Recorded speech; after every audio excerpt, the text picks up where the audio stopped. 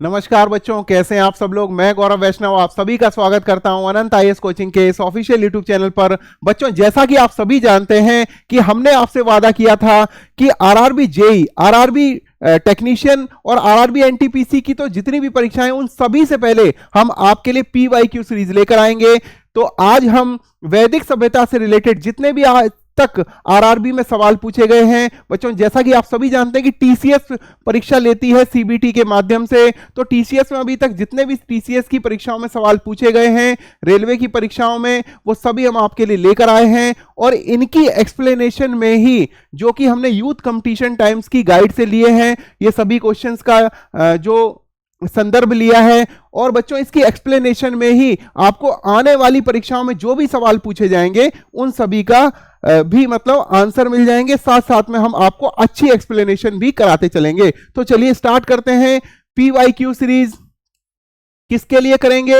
वैदिक सभ्यता के लिए करेंगे। और बच्चों, इसमें आपके सभी जो आयाम हैं, सभी डायमेंशन हैं, वो पूरे हो जाएंगे। तो पहला क्वेश्चन लेते हैं, जो आरआरबी एनटीपीसी परीक्षा स्टेज 2 में 13/6/2022 में पूछा गया था। शिफ्ट 1 में ऋग्वेद में 128 सूक्त हैं, जिन्हें 10 पुस्तकों में वर्गीकृत करा गया है, जिन्हें डैश के नाम से जाना जाता है। तो बच्चों, आप यहां पर लिख लीजिए मंडल, क्योंकि 1028 ऋचाएं हैं, जिन्हें 10 मंडलों में विभाजित किया गया है। तो ऋग्वेद सबसे बड़ा वेद है, सबसे पहला वेद है, और इसे 10 मंडलों में विभाजित किया गया है। हमने आपको कक्षा में यह बताया था कि कौन कौन से ऋषि कौन कौन से मंडल से संदर्भित हैं। तो बच्चों, इसका उत्तर आप लेंगे ए मंडल। ऋग्वेद में 1028 सूक्त हैं, जिन्हें 10 पुस्तकों में वर्णित किया गया है, जिन्हें मंडल के नाम से जाना जाता है। अगला प्रश्न लेंगे, जो कि आरआरबी ग्रुप डी की परीक्षा में 6/10/2022 में पूछा गया था, शिफ्ट 2 में पूछा गया था। वृद्धारण्यक, मुंडक और तैत्तिरीय निम्न में से किस श्रेणी के धार्मिक ग्रंथों का उदाहरण है? तो बच्चों, ये है उपनिषद। ये मैंने आप सभी को बताया था कि कौन कौन से उपनिषद कौन कौन से उससे संबंधित हैं, कौन कौन से वेद से संबंधित हैं। इसके बारे में मैंने आपको ट्रिक भी बताई थी, आप याद कर लेना। सापम येरी अगो यश, ये मैंने आपको ट्रिक बताई थी। इससे आप ब्राह्मण याद कर सकते हैं, आरण्यक याद कर सकते हैं, और उपनिषद भी याद कर सकते हैं। तो जैसे कि यहां पर लिखा हुआ है कि एक्सप्लेनेशन में आप देख सकते हैं कि उपनिषद, हम इसका उत्तर है वृद्धारण्यक, मुंडक और तैत्तिरीय उपनिषद श्रेणी के धार्मिक ग्रंथों के उदाहरण हैं। भारत का राष्ट्रीय आदर्श वाक्य क्या? सत्यमेव जयते कहां से लिया गया है? मुंडकोपनिषद से लिया गया है। पुराणों की संख्या कितनी है? 18 है, जिसमें मत्स्य पुराण सबसे पुराना है। तो बच्चों, इसमें भी आपको याद रखना है कि उपनिषदों की संख्या जो है वो है 108। ठीक है बच्चों, और जिसमें कि 11 सबसे महत्वपूर्ण है, और उनके बारे में हम आपको बताएंगे। हिंदू धर्म में डैश देवों को पौधे का स्वामी, रोगों के उपचारक और धन के दाता माना गया है। तो बच्चों, इसका उत्तर होगा सोम। सोम को धन के दाता, रोग के उपचारक और पौधों के स्वामी माना गया है। तो इसको डी को आप इसका उत्तर मानेंगे। आरआरबी ग्रुप डी की परीक्षा में 2022 में शिफ्ट 1 में यह सवाल पूछा गया। इसकी एक्सप्लेनेशन आप देख सकते हैं। हिंदू धर्म में सोमदेव को पौधों का स्वामी, रोगों का उपचारक, धन का देवता माना गया है। वरुण को समुद्र का देवता, विश्व के नियामक, सत्य के प्रतीक, ऋतु परिवर्तन के देवता के रूप में जाना जाता है। हिंदू धर्म में उषा को भोर की देवी माना जाता है। यमराज को मृत्यु का देवता माना जाता है। तो बच्चों, साथ साथ आप ये भी देखते चलिए कि हमने आपको उस क्वेश्चन की एक्सप्लेनेशन करा दी, साथ में हमने आपको जो भी बताया कि मान लीजिए आपसे अगर ये पूछा जाए कि विश्व के नियामक, सत्य के प्रतीक, ऋतु परिवर्तन के देवता के रूप में किसको जाना जाता है, तो आप यहां पे वरुण देवता का नाम लेंगे। हिंदू धर्म में उषा की देवी किसको माना जाता है, तो भोर का नाम आपको लेना है, और यमराज मृत्यु के देवता है। अगले प्रश्न पर आएंगे। निम्न में से कौन सी हिंदू धर्म की प्रमुख दार्शनिक विचारधारा है? और यह पूछा गया है शिफ्ट 2 में, ग्रुप डी में 2022 में पूछा गया है। निम्न में से कौन सी हिंदू धर्म की प्रमुख दार्शनिक विचारधारा है? तो बच्चों, कणाद मुनि के द्वारा प्रतिपादित किया गया यह दर्शन है। आपको वैशेषिक दर्शन इसका उत्तर लगाना है। बच्चों, भारत में छठ दर्शन के नाम से 6 दर्शन है, मुख्य दर्शन है, जिसमें न्याय दर्शन हो गया, सांख्य दर्शन हो गया। ये सभी दर्शन आपको याद करने हैं। इसकी हम आपको एक जो क्लास करा रखी है मैंने दर्शन की, उसमें आप जरूर उसको देखें। हिंदू धर्म की प्रमुख दार्शनिक विचारधारा वैशेषिक दर्शन है। वैशेषिक दर्शन के प्रवर्तक कणाद मुनि को माना गया है। इस दर्शन के सिद्धांत न्याय दर्शन के सिद्धांतों के समान ही हैं। वैशेषिक दर्शन का मुख्य उद्देश्य क्या है? बाह्य जगत की व्यापक समीक्षा करना। वैशेषिक दर्शन में न्याय दर्शन के 16 तत्वों की अपेक्षा केवल 7 तत्वों को ही स्वीकार किया गया है। तो न्याय दर्शन में कितने तत्व माने गए हैं? 16 तत्व माने गए हैं। और वैशेषिक दर्शन में कितने तत्व माने गए हैं? 7 तत्व माने गए हैं। तो वैशेषिक दर्शन यहां पर उत्तर इसका होगा।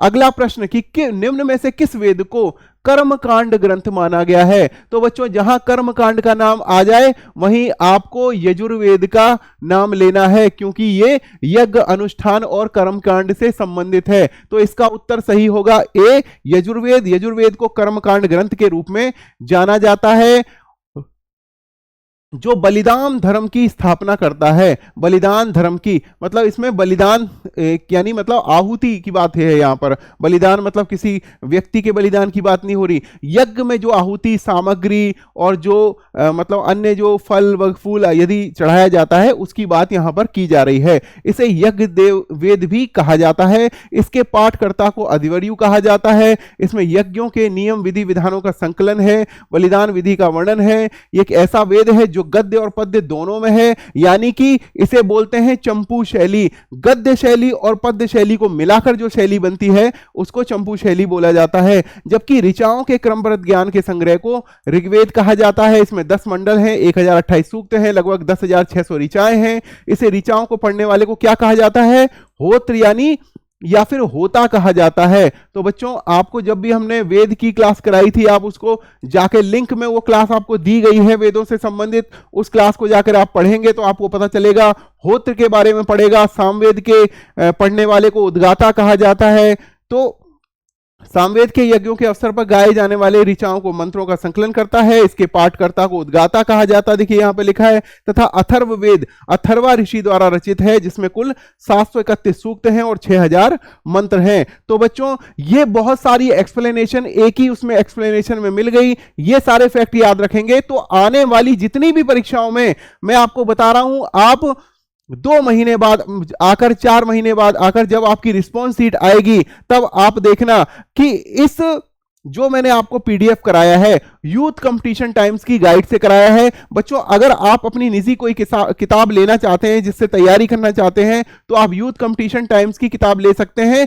जितने भी वनडे एग्जाम्स हैं उनके लिए, चाहे वो रेलवे का एग्जाम हो, चाहे एसएससी जीडी का एग्जाम हो, एमटीएस का एग्जाम हो, किसी के लिए भी आप यूथ कंपटीशन टाइम्स की गाइड ले सकते हैं। हालांकि हम उसके कोई प्रचारक नहीं हैं, लेकिन जब भी मैं कोई पीडीएफ मतलब सर्च करता हूं या फिर कुछ क्वेश्चंस उठाता हूं तो ज्यादातर यूथ कंपटीशन क्राइम से ही उठाता हूं। दूसरा, अगर आपको पीसीएस परीक्षा से और आरपीएससी हो गया, बीपीएससी हो गया, यूपीपीसीएस हो गया और आईएएस की परीक्षा से संबंधित कोई भी प्रश्न चाहिए हो तो आपको घटना चक्र में मिल जाता है। तो ये 2 किताबें मैं सजेस्ट करूंगा कि कोई भी बच्चा एक सेल्फ स्टडी यदि करना चाहता है, जल्दी पढ़ाई करना चाहता है तो वो इन किताबों को ले सकता है। चलिए आगे चलेंगे। यजुर्वेद से संबंधित, यजुर्वेद डैश से संबंधित है। तो आपको बच्चों क्या करना है, याद करना है पिछली वाली एक्सप्लेनेशन को कि यजुर्वेद यज्ञ के अनुष्ठान से संबंधित है। इसे यज्ञ वेद भी कहा जाता है। इसका उत्तर बी होगा। यजुर्वेद का संबंध यज्ञ के अनुष्ठानों तथा मंत्रों के संग्रह से है।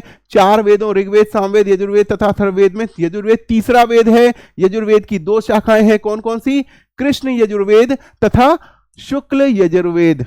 बच्चों ये जो मतलब शुक्ल यजुर्वेद और कृष्ण यजुर्वेद है, इसकी एक बहुत ही महत्वपूर्ण कहानी है। जो ऋषि कृष्ण द्वैपायन वेद व्यास थे, उन्होंने क्या किया था, अपने 4 शिष्यों को ये जितने भी वेद थे उनको बांट दिया था। तो इसका जो काम दिया वो वैशंपायन ऋषि को दिया गया। एक बार क्या हुआ कि उन ऋषि जो थे उन्हें कहीं पहुंचना था और ये कहा गया कि जो भी ऋषि सही समय पर नहीं पहुंचा तो उनको ब्रह्म हत्या का पाप लगेगा। तो ये जो इसके संबंधित ऋषि थे वो पहुंच नहीं पाए और उनको ब्रह्म हत्या का पाप लगा। तो जब वो वापस आए तो उन्होंने अपने सभी शिष्यों से कहा कि मुझे ब्रह्म हत्या का पाप लगा है, कृपया मुझे इसका ऐसा कोई उपाय बताइए या फिर मुझे ब्रह्म हत्या के पाप से मतलब बचाने के लिए कोई यज्ञ कीजिए या कोई उपाय बताइए। तो याज्ञवल्क्य ऋषि जो उनके शिष्य थे, उन्होंने सभी देखिए मैं यहां पे लिख दे रहा हूं, याज्ञवल्क्य ऋषि जो उनके सबसे प्रिय शिष्य थे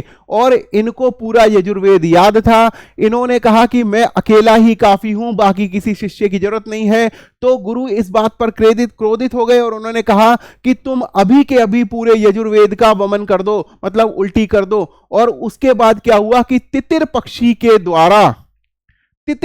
के द्वारा उस जितनी भी वमन किया गया यजुर्वेद था उसका मतलब उसको आत्मसात कर लिया गया। तो उसी को तैत्तिरीय ब्राह्मण में, तैत्तिरीय आरण्यक में और तैत्तिरीय उपनिषद में उसी मतलब जो भी वो कृष्ण यजुर्वेद था उसकी चर्चा की गई है। तो याज्ञवल्क्य जो है अब यजुर्वेद से रहित हो गए थे। उन्होंने क्या किया, सूर्य की उपासना की और इनको दोबारा से यजुर्वेद की प्राप्ति हुई। तो इनका वाला यजुर्वेद जो कहलाया वो कहलाया शुक्ल यजुर्वेद। तो बच्चों ये कहानी है। और मतलब मैं ये जरूर कहूंगा कि मैंने खुद वैदिक धर्म में एमए किया है और आप सभी को बच्चों भारत की पुरानी संस्कृति के बारे में, वेदों के बारे में, ब्राह्मण के बारे में और उपनिषदों के बारे में जरूर पढ़ना चाहिए समय मिले तो। लेकिन बच्चों अभी समय है, आपको सिलेक्शन लेने का, बहुत समय मिलेगा आपको तैयारी करने का और बहुत समय मिलेगा आपको दूसरी चीजें, दूसरी किताबें, धार्मिक पुस्तकों को एक्सप्लोर करने का। लेकिन अभी जो समय है उसको आपको तैयारी करने का है। किसी कवि ने कहा भी है कि टकराएगा नहीं आज उद्दत लहरों से तो कौन पार फिर पहुंचाएगा। तो बच्चों आज ही आपको उद्दत लहरों से टकराना है और इस जो ये मतलब नदी है, जो ये सिलेक्शन की नदी है, इसको पार कर जाना है और आपको जिंदगी में कभी पीछे मुड़कर देखने की जरूरत नहीं पड़ेगी। और बहुत सारे बच्चों ने ये सवाल पूछा कि सर आरआरबी एनटीपीसी तो एक छोटी नौकरी है। बच्चों नौकरी कोई भी छोटी नहीं होती है, आपको सफलता कदम पर कदम मिलती चली जाती है। आप आरआरबी एनटीपीसी का एग्जाम दीजिए, आगे जब आप सेटल हो जाएं तो आप यूपीएससी की परीक्षा दीजिए और कुछ कहीं अगर आप पढ़ाई की तरफ जाना चाहते हैं तो एमए कीजिए, नेट कीजिए, प्रोफेसर बनिए। तो बच्चों बहुत सारे आयाम खुल जाते हैं। लेकिन अभी अपने माता पिता को हाथ बटाने का काम करना है, जल्दी से जल्दी करना है। तो हमें एक अच्छी नौकरी अभी प्राप्त करनी है। तो उसके लिए हम आपको तैयारी करा रहे हैं और समय अभी है और आपको इसी समय रहते ही तैयारी भी कर लेनी है, सिलेक्शन भी ले लेना है। ताकि बच्चों की क्या बात होती है कि जब उनकी तैयारी करने का समय होता है तो कोई प्रेम में पड़ रहा है, कोई दोस्ती यारी में पड़ रहा है। और जब बच्चों सच में दोस्ती यारी का समय आता है, जब जीवन में प्रेम का समय आता है, तब उनको मजदूरी करनी पड़ती है। तो जीवन में अभी टाइम है पढ़ाई करने का, अभी पढ़ाई कर लीजिए और बाद में आप जीवन के सभी सुखों का आनंद ले सकते हैं, घूम सकते हैं, अच्छे जो भी आपको जीवन साथी पसंद आए उससे शादी कर सकते हैं, एक माता पिता के लिए सम्मान लेके आ सकते हैं। लेकिन बच्चों अभी पढ़ाई का समय है, अभी इसको छोड़ना नहीं है। यजुर्वेद की कितनी शाखाएं हैं? ग्रुप डी की परीक्षा में 2022 में शिफ्ट 3 में पूछा गया। यजुर्वेद की शाखाएं हैं 2। कौन कौन सी शाखाएं हैं? शुक्ल यजुर्वेद और कृष्ण यजुर्वेद। ये मैंने आपको बताया। यजुर्वेद की 85 शाखाएं मिलती हैं किंतु आज केवल 4 ही उपलब्ध हैं। कठ और कपिशफल शुक्ल यजुर्वेद की 2 शाखाएं हैं तथा कृष्ण यजुर्वेद की शाखाएं हैं कण्व और मध्यांदिन शाखा। तो बच्चों मैंने आपको शुक्ल यजुर्वेद और कृष्ण यजुर्वेद की कहानी भी बताई और इस तरह से आपको इस कहानी के माध्यम से याद हो जाएगा कि सर ने मुझे क्या बताया। वैदिक ग्रंथों के अनुसार संग्रहित्री का क्या कार्य था? बच्चों संग्रहित्री का कार्य था, शिफ्ट 2 में यह सवाल पूछा गया ग्रुप डी परीक्षा में। संग्रहित्री के नाम से ही पता है, इसमें का संधि विच्छेद करेंगे तो संग्रह प्लस अत्रि आएगा। संग्रह का क्या काम होता है? कोषाध्यक्ष और खजांची वाला काम होता है। तो इसका उत्तर होगा खजांची। हिंदी और संस्कृत बहुत ही प्यारी भाषाएं हैं क्योंकि हम हिंदी और संस्कृत से मिले जुले शब्द बोलते हैं। इसलिए बच्चों जब भी कभी शब्दों से संबंधित कोई इस प्रकार का सवाल आए तो उसका संधि विच्छेद कीजिए, उसके मतलब को समझिए, तो निश्चित रूप से आपको 75% उसका जवाब मिल जाएगा। वैदिक ग्रंथों के अनुसार संग्रहित्री का अर्थ है कोषाध्यक्ष खजांची। प्रमुख वैदिक ग्रंथों में 4 वेद होते हैं, 8 ब्राह्मण ग्रंथ होते हैं, 7 आरण्यक होते हैं और 12 प्रारंभिक उपनिषद आते हैं। ये महत्वपूर्ण ग्रंथ हैं। हिंदू धर्म पुरुषार्थ जीवन के लक्ष्य के माध्यम से जीवन में पूर्ण भागीदारी को प्रोत्साहित करता है। निम्न में से कौन एक पुरुषार्थ नहीं है? बच्चों, हिंदू धर्म में 4 पुरुषार्थ बताए गए हैं। कौन कौन से? धर्म, अर्थ, काम, मोक्ष। तो बच्चों आपको याद कर लेना है, धर्म, अर्थ, काम, मोक्ष। और इसमें क्या नहीं है? देखिए, अर्थ है, मोक्ष है, काम है, धर्म नहीं है, सत्य है धर्म की जगह। तो यही गलत है। ग्रुप बी इसका आंसर, ऑप्शन बी इसका आंसर हो जाएगा। प्राचीन काल में मनुष्य के उद्देश्यपूर्ण जीवन को व्यतीत करने हेतु आश्रम व्यवस्था का निर्धारण किया गया था। निर्धारित आश्रम व्यवस्था की सफलता पुरुषार्थ पर निर्भर थी। ये पुरुषार्थ हैं धर्म, अर्थ, काम, मोक्ष। इन्हें चतुर्वर्ग भी कहा जाता है। पुरुषार्थ के अंतर्गत मनुष्य भौतिक सुखों का उपभोग करते हुए धर्म का भी समान रूप से अनुसरण करके मोक्ष का अधिकारी होता है। अतः दिए गए विकल्प में सत्य पुरुषार्थ नहीं है, इसकी जगह धर्म को आना चाहिए था। अगला प्रश्न है, निम्नलिखित में से कौन सा ग्रंथ वैदिक साहित्य का हिस्सा नहीं है? तो ब्राह्मण हिस्सा है, आरण्यक हिस्सा है, उपनिषद हिस्सा है, पिटक हिस्सा नहीं है। पिटक किसका हिस्सा है? ये बौद्ध साहित्य का हिस्सा है। तो बच्चों पिटक के बारे में भी हम आपको जानकारी बताएंगे कि 3 प्रकार के पिटक हैं। कौन कौन से? विनय पिटक, अभिधम्म पिटक और सुत्त पिटक। तो SVA करके आप इसकी ट्रिक याद कर सकते हैं, या फिर आप VAS वास करके याद कर सकते हैं। 3 प्रकार के पिटक हैं। वेद हिंदू धर्म के आधारभूत ग्रंथ कौन हैं? 4 हैं। कि कौन कौन से हैं? ऋग्वेद है, यजुर्वेद है, अथर्ववेद है, सामवेद है। इन सभी वेदों के ब्राह्मण, आरण्यक, उपनिषद हैं। चारों वैदिक संहिताएं तथा इनके ब्राह्मण, आरण्यक, उपनिषद मिलकर वैदिक साहित्य कहलाते हैं। जबकि पिटक बौद्ध धर्म की प्रमुख पुस्तक है और बौद्ध धर्म में पिटकों का वेद हिंदू धर्म में के समान ही महत्व है। पिटक कौन कौन से हैं मैंने आपको बता दिया, लेकिन बच्चों इसको याद, एक बार फिर एक्सप्लेनेशन को याद करना बहुत जरूरी है। विनय पिटक में क्या है? नियम दिए गए हैं, संघ में किस किस प्रकार से आचार व्यवहार करना है। सुत्त पिटक में क्या है? बुद्ध के धर्म के सिद्धांतों का संकलन है। अभिधम्म पिटक में क्या है? दार्शनिक क्रियाकलापों की व्याख्या दी गई है। तो बच्चों जब मैंने आपको बौद्ध धर्म से संबंधित क्लास कराई थी तो मैंने आपको 3 क्लासों में हमने MCQ कराया था और बौद्ध धर्म की एक क्लास कराई थी। हमने आपको एक एक फैक्ट सही से रटा दिया है। अगर आपको कहीं भी कोई परेशानी होती है तो क्लास का लिंक इसके डिस्क्रिप्शन में दिया गया है, वहां जाकर आप देख सकते हैं।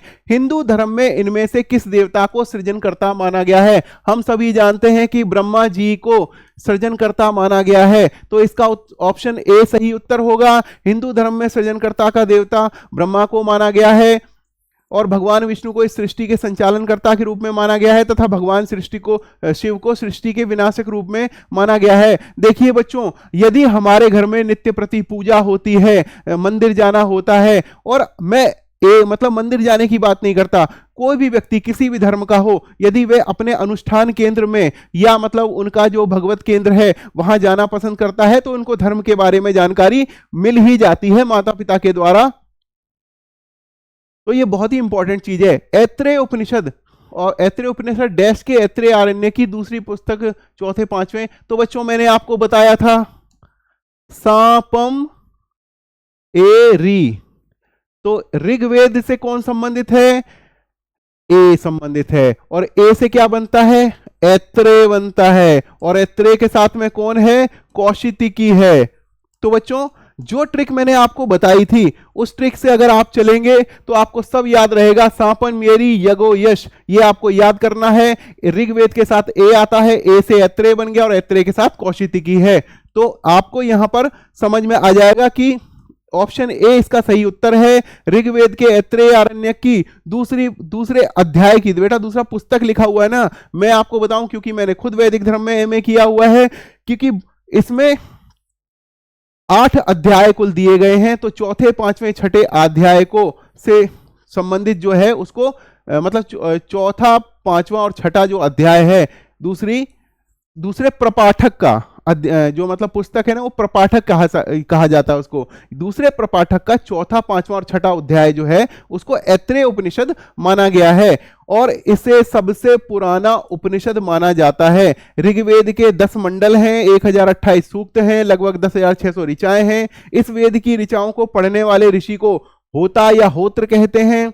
इस वेद के आर्यों के राजनीतिक प्रणाली, इतिहास के बारे में जानकारी मिलती है। तो बच्चों एक बार एक ही क्वेश्चन की एक्सप्लेनेशन में भर भर कर फैक्ट दिए गए हैं, तो ये एक्सप्लेनेशन आपको जरूर पढ़नी चाहिए। ग्रुप डी की परीक्षा का सवाल है, 2022 में शिफ्ट 2 में किया गया था। ऋग्वेद 4 वेदों में से पवित्रतम वेद है, जिसमें 1028 ऋचाओं के डैश सूक्तों के 10 अध्याय, तो यहां इसको भरना है 1028 से। 1028 सूक्त हैं।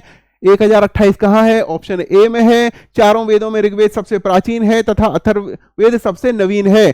ऋग्वेद को 10 भागों में बांटा गया है, जिन्हें मंडल कहा जाता है। इसमें 10,600 ऋचाओं के साथ 1028 सूक्तों का संग्रह है। ऋग्वेद में उद्गत प्रमुख देवता इंद्र हैं। प्रसिद्ध गायत्री मंत्र का उल्लेख ऋग्वेद के 3रे मंडल में किया गया था तथा 9वें मंडल में देवता सोम का उल्लेख है। तो बच्चों मैंने आपको बताया था कि जो भी महत्वपूर्ण देवता हैं उसमें इंद्र सबसे पहले आते हैं, अग्नि दूसरे नंबर पर आते हैं और उसके बाद आते हैं वरुण, ठीक है, और उसके बाद आते हैं मित्र।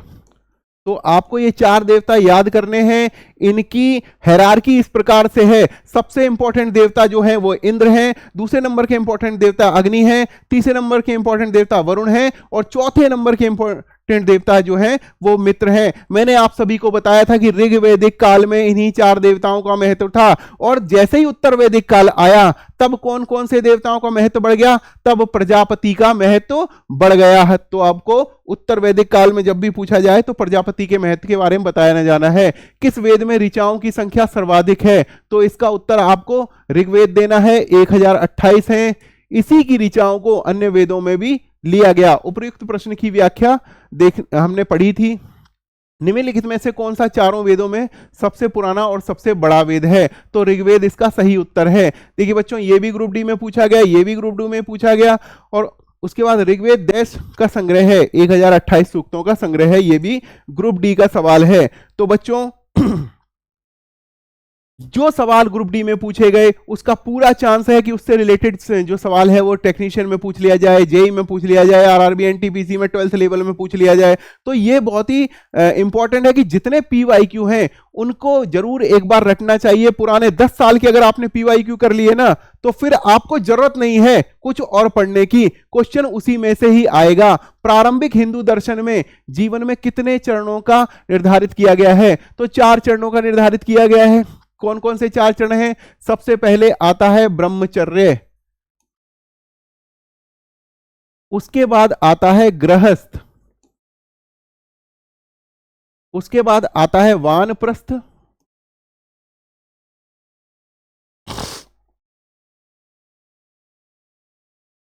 और उसके बाद आता है सन्यास। तो बच्चों इसके लिए उम्र भी डिसाइड कर रखी है। देखिए बच्चों जैसे 0 से 25 तक आपको ब्रह्मचर्य में रहना है, 25 से 50 तक आपको गृहस्थ में रहना है और 50 से 75 वर्ष की उम्र में आपको वानप्रस्थ में रहना है और उसके बाद यदि उम्र आपकी बचती है तो 75 से 100 में रहना है। अब तो जीवन प्रत्याशा रही 60-70 के आसपास गई है, तो आदमी कैसे डिसाइड करे कि उसे कब कौन से आश्रम में रहना है? तो बच्चों ये तो खैर आज की बात है, लेकिन प्रारंभिक हिंदू दर्शन में जीवन के 4 चरण माने गए हैं। ब्रह्मचर्य 0 से 25 वर्ष, गृहस्थ 25 से 50 वर्ष, वानप्रस्थ 50 से 75 वर्ष और संन्यास 50 से 75 से 100 वर्ष। तो बच्चों जो आरण्यक लिखे गए वो जंगलों में लिखे गए, क्योंकि उनका नाम जो है वो अरण्य से ही आता है। और वानप्रस्थ वही आश्रम है जब व्यक्ति सब कुछ छोड़कर जंगलों में जाकर तपस्या करता है, तप करता है।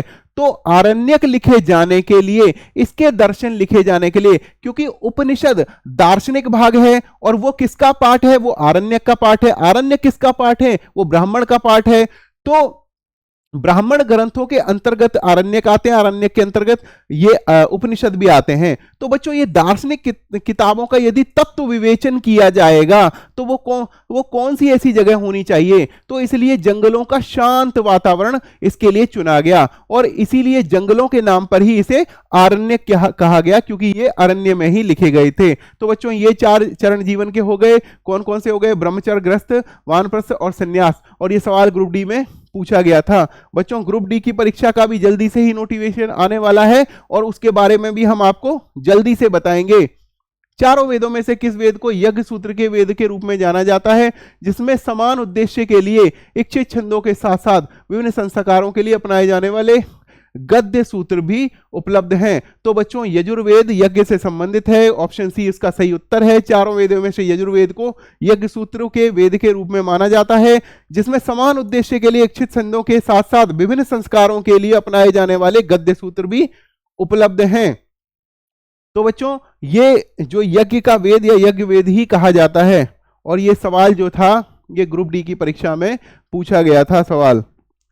अब बच्चों उपनिषद शब्द में, तो बच्चों आप ये जरूर नोटिस कर रहे होंगे, अगर मैंने नोटिस किया है तो आपको भी नोटिस करना चाहिए कि ज्यादातर जो परीक्षा जो सवाल मैं आपको बता रहा हूं वेदों की क्लास से संबंधित, तो ज्यादातर ग्रुप डी में पूछे गए। इसका मतलब यह है कि पिछली बार जब ग्रुप डी का परीक्षा हुई थी तो भर भर के वेदों से संबंधित सवाल आए थे। अभी आप देखा कि आरआरबी एनटीपीसी में कुछ सवाल पूछे गए, आरआरबी जेई में कुछ सवाल पूछे गए, लेकिन आरआरबी ग्रुप डी में भर भर के सवाल आए। तो बच्चों जो ये पैटर्न हम पकड़ सकते हैं, तो जरूरी है कि मतलब सरकार भी इस पैटर्न को, रेलवे इस पैटर्न को जानती होगी, तो वो इस बार क्या कर सकते हैं, इस बार वो इस पैटर्न में चेंज कर सकते हैं। तो अभी आरआरबी जेई की परीक्षा है और आरआरबी टेक्नीशियन की परीक्षा है, तो टेक्नीशियन और आरआरबी वाले तैयार रहें, आरआरबी एनटीपीसी वाले तैयार रहें कि वेदों से संबंधित जो सवाल हैं वो जरूर आ सकते हैं। तो इसको याद करना है, इन फैक्टों को रट लेना है।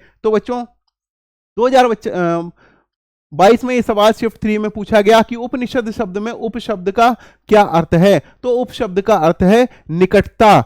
ठीक है बच्चों, उपनिषद शब्द का में उप शब्द का होगा निकटता, क्योंकि उपनिषद जो है वो गुरु के समीप रहकर पढ़े जाते थे, इसलिए गुरु से निकटता होने की वजह इसको बोला है उपनिषद। चलिए बच्चों अगला सवाल जो है, उपनिषद शब्द में उप शब्द निकटता को दर्शाता है। उपनिषद सामान्यतः वेदांत कहलाते हैं, वे दार्शनिक ग्रंथ हैं। भारतीय दर्शन में कुछ प्रमुख उपनिषद बृहदारण्यक, छांदोग्य, ऐत्रेय, कौशितिकी, मैत्रायणी आदि हैं। ऋग्वेद में स्रोतों का के रूप में भी जाना जाता है, को सूक्त के रूप में भी जाना जाता है। तो इसका उत्तर होगा सूक्त, क्योंकि 1028 सूक्त किसमें है? ऋग्वेद में है। बच्चों 1028 की जो संख्या है वो घूम घूम कर सवाल पूछा जा रहा है, और जो भी सवाल ये पूछे जा रहे हैं ये ग्रुप डी के सवाल रूप में पूछे जा रहे हैं। तो पिछली बार ग्रुप डी के सवाल में भर भर के 1028 वाला ये सवाल पूछा गया। तो बच्चों एक बात मैं जरूर आपसे शेयर करूंगा कि जो ये नॉर्मलाइजेशन की प्रक्रिया है ये छात्रों के साथ एक धोखा है। एक सवाल में पूछा जाता है कि भारत के राष्ट्रपिता का नाम क्या है, दूसरे प्रश्न में पूछा जाता है, दूसरे सेट में पूछा जाता है ब्राजील के राष्ट्रपिता का नाम क्या है। तो बच्चों आप सीधा सीधा अंतर देख सकते हैं, और उसके बाद कहा जाता है कि नॉर्मलाइजेशन के द्वारा हम इसको बराबर कर देंगे। क्या आप सोच सकते हैं कि ये बराबर हो सकता है? बिल्कुल नहीं बराबर हो सकता है। इसलिए मैं नॉर्मलाइजेशन की प्रक्रिया का विरोध करता हूं।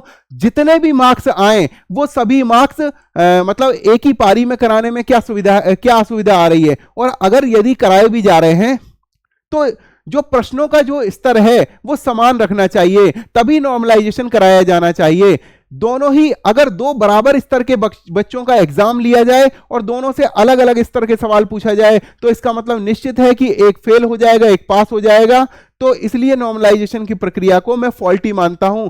अगर नॉर्मलाइजेशन करना ही है तो इसकी फॉल्टी प्रक्रिया को राइट करना पड़ेगा, सही करना पड़ेगा, अन्यथा नॉर्मलाइजेशन बच्चों के लिए एक अभिशाप है। ऋग्वेद के स्त्रोतों को सूक्त के रूप में भी जाना जाता है। ऋग्वेद का सबसे प्राचीन वेद है। इसमें कुल 1028 सूक्त हैं। संपूर्ण ऋग्वेद को 10 मंडलों में बांटा गया है। उसके बाद हम बात करते हैं कि किस वेद को गीत की पुस्तक कहा जाता है, मंत्रों का वेद कहा जाता है, गीत का एक कहा जाता है। तो इसका उत्तर होगा साम। इसमें साम नामक जो देवता है, संगीत का देवता है, उसकी मतलब अर्चना भी की जाती है। सामवेद को ही गीत की पुस्तक कहा जाता है, मंत्रों का वेद कहा जाता है, गीतों का योग कहा जाता है। उसमें कुल मंत्रों की संख्या 1869 है। इनमें से 1474 जो मंत्र हैं वो ऋग्वेद से लिए गए हैं। इसी कारण सामवेद को ऋग्वेद से अभिन्न माना जाता है। यह पद्य में है तथा सूर्य की देवता को समर्पित है। अगला प्रश्न लेते हैं। देखिए बच्चों, ये सवाल जरूर हम ये देखेंगे, ये भी ग्रुप डी की परीक्षा में पूछा गया था।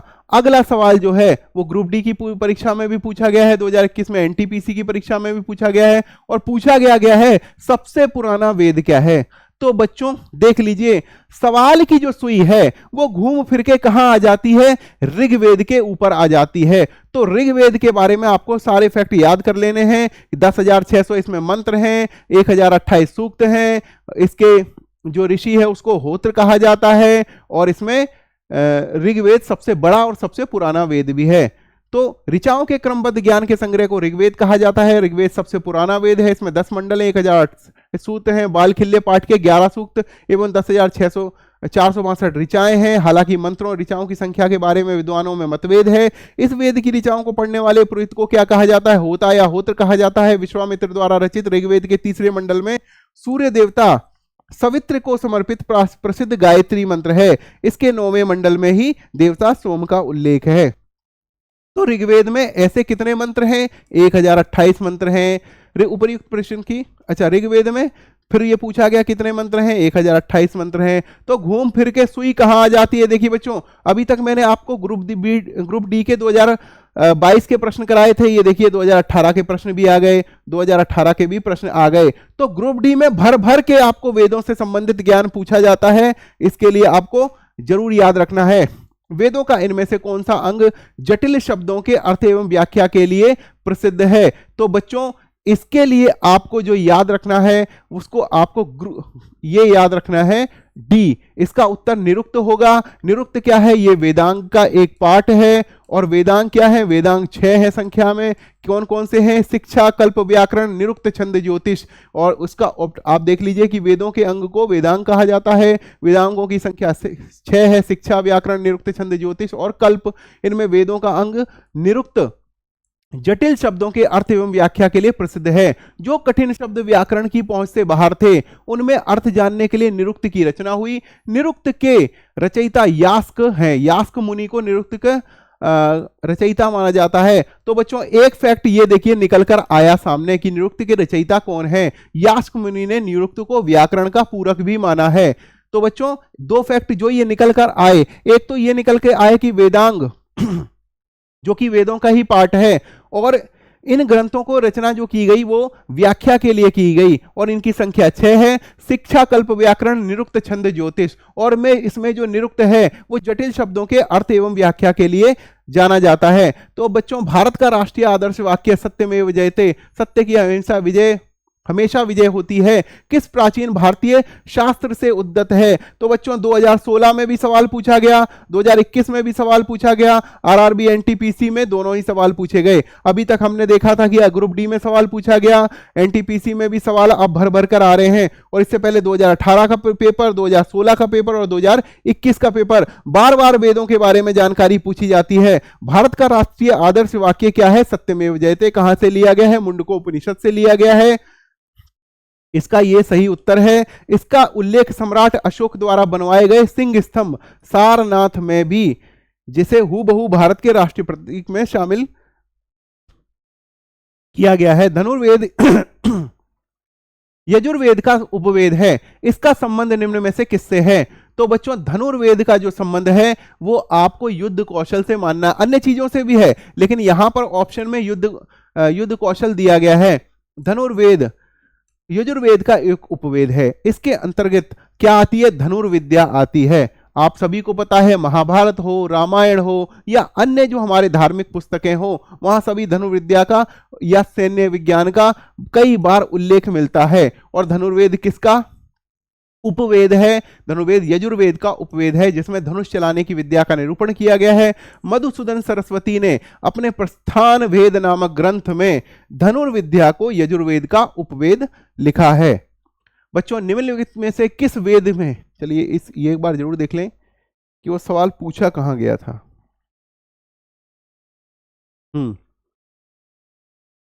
ये सवाल पूछा गया आरआरबी एनटीपीसी की परीक्षा में 2021 में और स्टेज फर्स्ट में।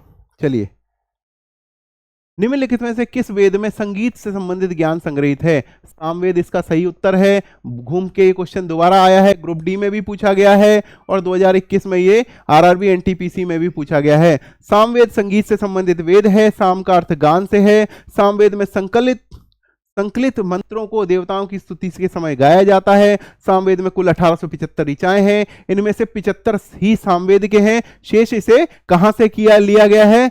ऋग्वेद से लिया गया है। और ऋग्वेद में 100,028 तो सूक्त हैं और 10,600 मंत्र हैं या ऋचाएं हैं। यहीं से ये लिए गए हैं।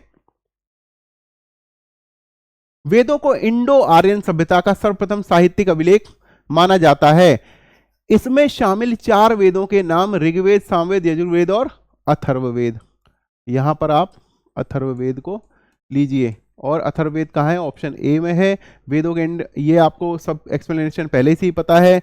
अब लेकिन ये सवाल पूछा कहां गया था? ये 2021 में शिफ्ट 2 में एनटीपीसी में पूछा गया। देखिए बच्चों, आप ये देख रहे हैं कि नॉर्मलाइजेशन यदि किया जाता है तो क्वेश्चन के पूछने में भी भेद है, क्वेश्चन के स्तर में भी भेद है। किसी से पूछा जाए कि सबसे पुराना वेद कौन सा है और किसी से पूछा जाए कि ऋग्वेद में मंत्रों की संख्या कितनी है। 1028 भी दे दिया जाए, 10,600 भी लिख दिया जाए और 4 भी लिख दिया जाए, बच्चा तो कंफ्यूज हो जाएगा ना।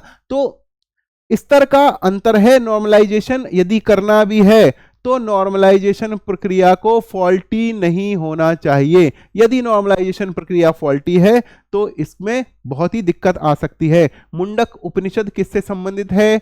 तो मुंडक उपनिषद आपको संबंधित मिलेगा बी से, मतलब उत्तर इसका बी होगा। अथर्ववेद की शौनकीय शाखा का उपनिषद है। इस उपनिषद में 3 मुंडक हैं, प्रत्येक मुंडक के 2 खंड हैं तथा कुल 64 मंत्र हैं। तो इसका उत्तर जो सही होगा वो आपको क्या होगा? अथर्ववेद होगा। उत्तर इसका सही होगा अथर्ववेद। और ये पूछा कब गया है? 2021 में आरआरबी एनटीपीसी में सवाल पूछा गया है। अब बात करेंगे भारत की वैदिक काल अवधि कब तक मानी गई। तो बच्चों देखिए, ऋग्वैदिक काल जो माना गया वो माना गया कि 1500 बीसी से लेकर 500 बीसी के बीच में इसकी काल माना गया। तो इसका ऑप्शन ए सही रहेगा। और आरआरबी एनटीपीसी 2021 में ये सवाल पूछा गया। देखिए आप बच्चों देख रहे हैं ना, एक से पूछा जाए कि पुराना वेद, सबसे पुराना वेद कौन सा है, और एक से ये सवाल पूछा जाए, तो इसका अंतर आप देख रहे हैं ना। अगर नॉर्मलाइजेशन की प्रक्रिया में जिससे ये सवाल पूछा गया था ये बच्चा अगर बाहर हो जाता है तो इसमें दोष किसका है? इसमें दोष है नॉर्मलाइजेशन की घटिया प्रक्रिया का, फॉल्टी प्रक्रिया का। सिंधु सभ्यता के पतन के बाद जो नवीन संस्कृति प्रकाश में आई उसके विषय में संपूर्ण जानकारी वेदों से मिलती है, इसलिए इस काल में हम वैदिक काल के नाम से जानते हैं। इसका काल जो है 1500 बीसी से लेके 500 बीसी के आसपास है। निम्नलिखित में से कौन सा वेद जादुई अनुष्ठानों और वशीकरण के बारे में बताता है? तो अथर्ववेद में जादू टोनों के बारे में चर्चा की गई है। अथर्ववेद को ब्रह्मवेद भी कहा गया। अथर्वा ऋषि के नाम पर ही इसका वेद का नाम अथर्ववेद पड़ा। इस वेद की रचना सबसे बाद में हुई। इसमें 20 अध्याय हैं, 731 सूक्त हैं, 5,987 मंत्र हैं। इसमें वशीकरण, जादू टोना, भूत प्रेत, औषधियों से संबंधित मंत्रों का वर्णन है। काशी का सबसे पुराना जो उल्लेख है वो अथर्ववेद में ही मिलता है। काशी मतलब वाराणसी। यजुर्वेद में यजुर शब्द का अर्थ क्या है? यजुर्वेद में यजुर शब्द का अर्थ है बलिदान। बलिदान यानी आहुति। तो बच्चों आपको पता है कि यजुर्वेद है, यज्ञ से संबंधित है, और यज्ञ से क्या संबंधित है? आहुति। और आहुति शब्द का ही जो रूप है मतलब एक अन्य जो शाब्दिक अर्थ है वो है बलिदान। यजुर्वेद में यजुर शब्द का अर्थ है बलिदान। यजुर्वेद में हिंदू धर्म का एक महत्वपूर्ण श्रुति धर्म ग्रंथ है। इसमें यज्ञ तथा बलि की प्रक्रिया के बारे में बताया गया है। यह हिंदू धर्म के 4 प्रमुख ग्रंथों में से एक है। अगला प्रश्न निम्नलिखित आरआरबी एनटीपीसी में 2017 में पूछा गया। बच्चों देखिए, अब हम 2017 तक पहुंच गए हैं, तो हर साल वेदों से संबंधित सवाल पूछे जाते हैं। निम्नलिखित में से किस वेद में बीमारियों का उपचार दिया गया है? तो बच्चों आपको मैंने बताया था कि जादू टोने से, भूत प्रेतों से और औषधियों से संबंधित मंत्र किसमें है? अथर्ववेद में है। तो अथर्ववेद इसका सही उत्तर है। अथर्ववेद में बीमारियों के उपचार के बारे में बताया गया। अथर्ववेद में मनुष्य के सामान्य विचार तथा अंधविश्वासों का वर्णन मिलता है। इसमें विविध विषयों के संबंधित मंत्र तथा रोग निवारण, समन्वय, राजभक्ति, विवाह तथा प्रणय गीतों आदि के बारे में विवरण सुरक्षित है। और यह किससे संबंधित है? अथर्वा ऋषि से संबंधित है, इसीलिए इसका नाम अथर्ववेद पड़ा। निम्नलिखित में से किस उपनिषद में वसुधैव कुटुंबकम शब्द का उल्लेख मिलता है? तो बच्चों महा उपनिषद, इसको आप याद कर लीजिए। यह प्रश्न कई बार कंफ्यूज करता है बच्चों से। मुंडकोपनिषद ऑप्शन में दिया जाता है, कठोपनिषद ऑप्शन में दिया जाता है। तो बच्चों कठ उपनिषद या मुंडक उपनिषद में से किसी एक को लगाकर आ जाते हैं, जबकि इसका सही उत्तर महा उपनिषद है। तो बच्चों महा उपनिषद में वसुदेव कुटुंबकम शब्द का उल्लेख मिलता है। इसका अर्थ धरती ही परिवार होता है।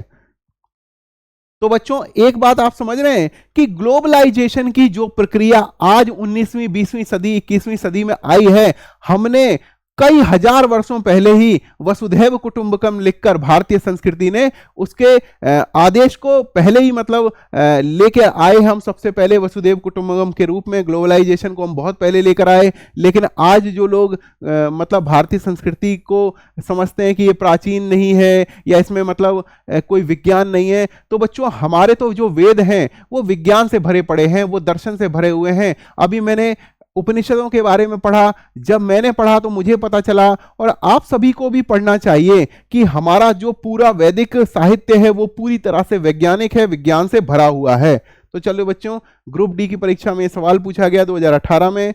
आगे चलते हैं। उपनिषदों में से इतने उपनिषद मुख्य हैं। तो बच्चों 108 उपनिषद हैं और जिसमें से कि 11 ही मुख्य हैं। कौन कौन से मुख्य हैं? छांदोग्य उपनिषद हो गया, श्वेताश्वतर उपनिषद हो गया, कठोपनिषद हो गया, मांडुक्य उपनिषद हो गया, बृहदारण्यक हो गया, छांदोग्य हो गया, तैत्तिरीय हो गया, शतपथ हो गया या ऐत्रेय हो गया, कौशिकी हो गया। ये जो 11-12 उपनिषद हैं ये मुख्य हैं, और सारे जो ज्ञान है इन्हीं मतलब उपनिषदों के दर्शन में मिलता है। जैसे कि अहम ब्रह्मास्मि हो गया, तत्त्वमसि हो गया, और कर्म, हाँ, ईशावास्य उपनिषद में लिखा हुआ है कर्मण्यवाधिकारस्ते मा फलेषु कदाचन। तो बच्चों बहुत सारे लोग ये जानते होंगे कि कर्मण्यवाधिकारस्ते मा फलेषु कदाचन ये गीता का श्लोक है, बल्कि जबकि इसकी सच्चाई ये है कि ये ईशावास्य उपनिषद का श्लोक है। तो बच्चों ऐसी महत्वपूर्ण जानकारियां जानने के लिए ही आप गौरव वैष्णव के साथ जुड़ सकते हैं, और हम आपको वेदों के महत्वपूर्ण ज्ञान के बारे में भी समय समय पर बताते हुए चलेंगे। आरआरबी ग्रुप डी की परीक्षा में यह सवाल पूछा गया 2018 में। उसके बाद उपनिषद ही समस्त भारतीय दर्शन के मूल स्रोत हैं, इन्हें वेदांत भी कहा जाता है। सत्यमेव जयते भारत का राष्ट्रीय आदर्श वाक्य है जो मुंडकोपनिषद से लिया गया। भारतीय इतिहास में मुक्तिका उपनिषद में 108 उपनिषदों का उल्लेख मिलता है, लेकिन 11 उपनिषद ही प्रमाणिक है, जिनमें बृहदारण्यक उपनिषद हो गया सबसे बड़ा है, बृहदारण्यक है। मांडुक्य उपनिषद सबसे छोटा है जिसमें केवल 12 श्लोक हैं, तथा छांदोग्य उपनिषद सबसे पुराना है। डैश सबसे पुराना उपनिषद है। तो हमने क्या यहां से पढ़ा? छांदोग्य उपनिषद। तो हमें यहां क्या भर देना है? छांदोग्य उपनिषद ही यहां पर भर देना है। तो इसका उत्तर कौन सा हो जाएगा? इसका ऑप्शन हो जाएगा डी। छांदोग्य उपनिषद सबसे पुराना है, बृहदारण्यक सबसे बड़ा है, और मांडुक्य उपनिषद सबसे छोटा है। और सबसे छोटे उपनिषद में कितने श्लोक हैं? 12 श्लोक हैं। तो प्रारंभिक भारतीय दार्शनिक के अनुसार प्रत्येक वस्तु कितने मूल तत्वों से बनी हुई है? 5 महाभूतों का विवरण दिया जाता है। इस पर आप 5 भर लीजिए और ऑप्शन डी को सही मान लीजिए। आरआरबी एएलपी और टेक्नीशियन परीक्षा में दोनों में यह सवाल पूछा गया। तो बच्चों पंचभूत या पंच तत्व या पंच महाभूत भारतीय दर्शन में सभी पदार्थों के मूल माने गए हैं, जिसमें क्या हो गया? जल, अग्नि, वायु, आकाश और पृथ्वी, ये 5 महाभूत माने गए हैं, जिनसे सृष्टि का प्रत्येक पदार्थ बना है। इनसे बने पदार्थ जड़ होते हैं, सजीव बनने के लिए इनको आत्मा चाहिए है। देखा बच्चों, कितनी वैज्ञानिक जानकारी और कितनी अहम जानकारी हमारे वेदों में आपको मिलेगी। आत्मा को वैदिक साहित्य में पुरुष कहा गया है। सांख्य दर्शन में प्रकृति इन्हीं पंचभूतों से माना गया है, प्रकृति को ही इन पंचभूतों से बना हुआ माना गया है। उसके बाद हम बात करते हैं कठोपनिषद में नचिकेता नामक किशोर और देवता के बीच में हुई बातचीत दर्ज है। निम्नलिखित में से कौन सा देवता नचिकेता से बात कर रहा है? तो नचिकेता का संवाद यम से हुआ। कठोपनिषद में नचिकेता और यम के बीच में बातचीत दर्ज है और यह कृष्ण यजुर्वेद शाखा का उपनिषद है। इस उपनिषद के रचयिता कठ नामक आचार्य हैं। तो बच्चों ये 37 क्वेश्चंस जो इंपॉर्टेंट क्वेश्चन थे और उससे रिलेटेड जितनी भी एक्सप्लेनेशन थी, तो बच्चों इस एक्सप्लेनेशन को अगर आप पढ़ें तो कम से कम इसी में से 150 से 200 क्वेश्चन और बन सकते हैं। और मेरी समझ में ग्रुप डी परीक्षा हो, जेई की परीक्षा हो, आरआरबी एनटीपीसी की परीक्षा हो, एएलपी की परीक्षा हो, इनमें किसी में भी इस जो भी हमने आपको ये क्वेश्चन कराए हैं इससे बाहर नहीं आएगा। अन्य सभी वनडे एग्जाम्स के लिए भी आप इसको पढ़ सकते हैं। वनडे एग्जाम्स के लिए रामबाण है। और बच्चों एक बात मैं आपको इंपॉर्टेंट बताना चाहता हूं कि जो भी अब हम जो ये सीरीज कराने वाले हैं, हम ये आपको लगातार कराएंगे, लगातार क्वेश्चंस की सीरीज कराएंगे और जिसमें पीवाईक्यू भी होगा, एमसीक्यू भी होगा। तिलक सर भी मैथ में आपको पीवाईक्यू और एमसीक्यू कराएंगे। तो बच्चों हमें जो क्लास हम कर रहे हैं उसके साथ साथ क्वेश्चंस के लिए भी तैयार होना है, ताकि मॉक टेस्ट और टेस्ट सीरीज की हमें जरूरत ही ना पड़े। क्योंकि हम अगर डेली क्वेश्चंस को करते रहेंगे तो बच्चों इसका पीडीएफ मैं आपको जल्दी टेलीग्राम ग्रुप पे भेज दूंगा। आपको उससे रिलेटेड काम करना है। और बच्चों नॉर्मलाइजेशन की प्रक्रिया का हमें नुकसान ना हो, इसके लिए हमें ज़्यादा से ज़्यादा तैयारी करनी पड़ेगी बच्चों। क्योंकि मैं मानता हूं कि निकट भविष्य में एसएससी जीडी का एग्जाम हो गया, दिल्ली पुलिस का एग्जाम हो गया और जो आरआरबी एनटीपीसी का एग्जाम हो गया, वनडे एग्जाम वालों के लिए ये 3 महत्वपूर्ण एग्जाम हैं। आप सभी तैयारी कीजिए, अपने माता पिता का नाम रोशन कीजिए, एक अच्छी नौकरी लीजिए। आप सभी को मेरी शुभकामनाएं हैं और आप सभी को मेरा धन्यवाद और नमस्कार।